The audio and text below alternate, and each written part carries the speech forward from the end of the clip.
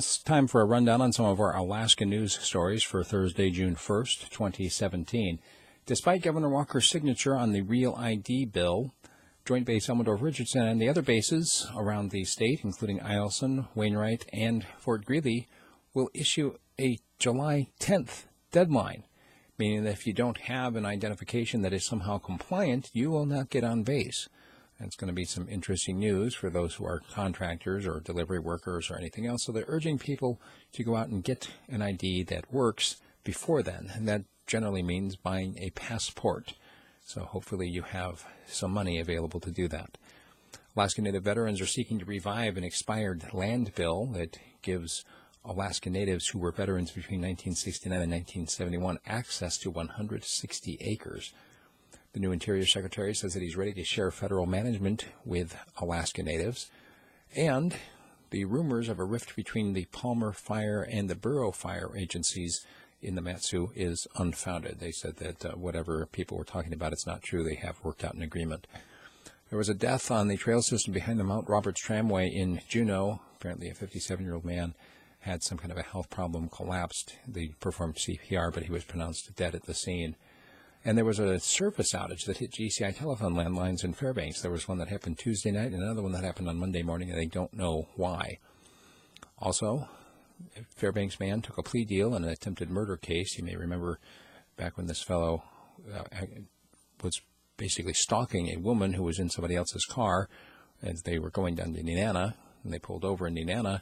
The fellow went up and opened the door of the car and pointed a gun at the driver, pulled the trigger, but nothing happened. So he pled down from attempted murder to simple assault.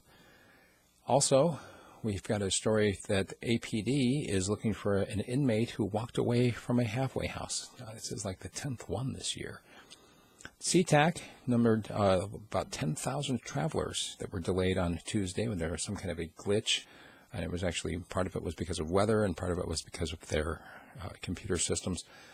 Either way, a lot of folks that got delayed, and they were saying, check your flight status before you go to the airport, which is always a good idea. Department of Fish and Game here in Alaska has seen an uptick in the number of people injured by moose this year. They said it's not unusual to have people get chased by moose. Once in a while, somebody will get kicked, but they've already had 8 injuries from people being hit by moose this spring, kicked or whatnot. They're saying you might want to just stay off the trails for another couple of weeks and give the moose time to move on. A Fairbanks Assembly member, Catherine Dodge, has confirmed that she is running for the State House seat that is currently occupied by Representative Kawasaki.